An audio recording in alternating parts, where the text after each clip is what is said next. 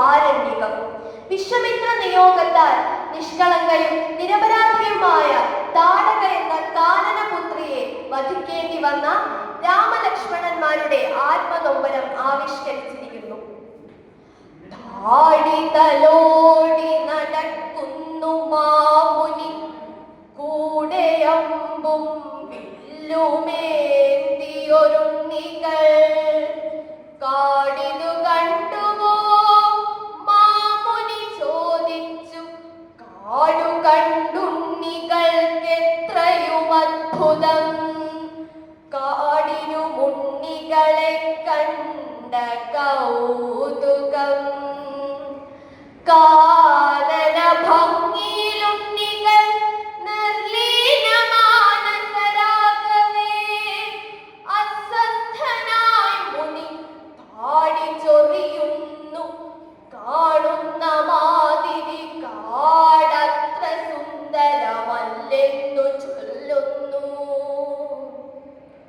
ദുഷ്ടമൃഗങ്ങളുണ്ടല്ലേ, അവറ്റെയൊക്കെ അമ്പെയ്തു കൊല്ലാമെന്നു കുട്ടികൾ ചൊന്നു.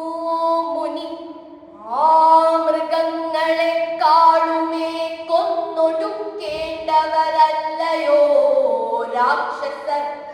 താടകയാകും ഭയങ്കരി വാഴുന്ന കാടിത് കൊല്ലണം നിങ്ങളാ നീതയിൽ. വില്ലും ശരവും അലങ്കാരമല്ലോർക്ക, കൊല്ലുവാനത്രേ അതെന്നോർക്ക. കാൺകയായി ദൂരെ ഘനശ്യാമ ഭീമമാമാകൃതി പൂണ്ടൊരു സത്വത്തെ അക്ഷണം. ഉണ്ണികൾക്കേതുമേ പേടി തോന്നിയില്ല. അതിൻ കണ്ണിൽ നിന്നൻപു തുളുമ്പുന്ന നോട്ടമോ, ഉണ്ണികളെ കണ്ടൊരുള്ളലിവോ. കാട്ടിലെന്തിനെ വന്നതിപ്പോഴെന്ന ചോദ്യമോ. നിശബ്ദമാം വരവേൽക്കലോ, തെല്ലൊരു വിശ്വാസമില്ലായ്മയോ, ഭയം തന്നെയോ. ഉറ്റുനോക്കിയിടുന്നു തങ്ങളിൽ തന്നെയാ തത്വം. അതിനർത്ഥമോരുന്നതിൻ മുൻപ് കൈ ചൂണ്ടി നിൽക്കുന്നതിനേർക്കുമാമുനി പൈതങ്ങളോടോതി, കൊല്ലുക കൊല്ലുക. താടക എന്ന ഭയങ്കരി ആരെയും പേടിയില്ലാത്തവൾ, കൊല്ലുക കൊല്ലുക. വില്ലു കുലച്ചു ശരങ്ങൾ പാഞ്ഞു, പിന്നെയെല്ലാം ക്ഷണത്തിലായി. ആ ശ്യാമരൂപിണി അമ്പേറ്റു നിരപ്പെരുമാറി, പെയ്തുകൊണ്ടമ്പേ നിലംപറ്റി.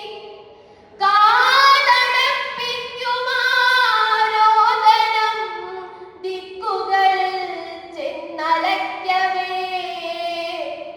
കാടാകവേ അനുരോദനം ചെയ്യുകയാൽ, ചത്തുമലച്ചു കിടക്കുമാ കാടിന്റെ പുത്രിയെ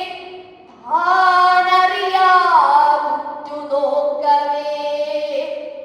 പാതിയടഞ്ഞുരാ നേത്രങ്ങൾ ചോദിപ്പതായി തോന്നി.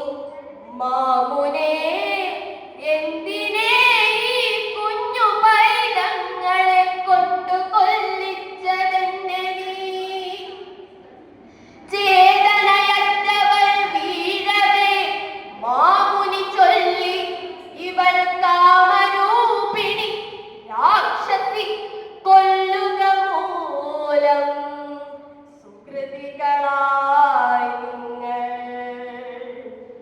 എങ്കിലീ കാട് കരഞ്ഞതെന്നേ, എങ്കിലീ കാട് കരഞ്ഞതെന്നേ. വൈ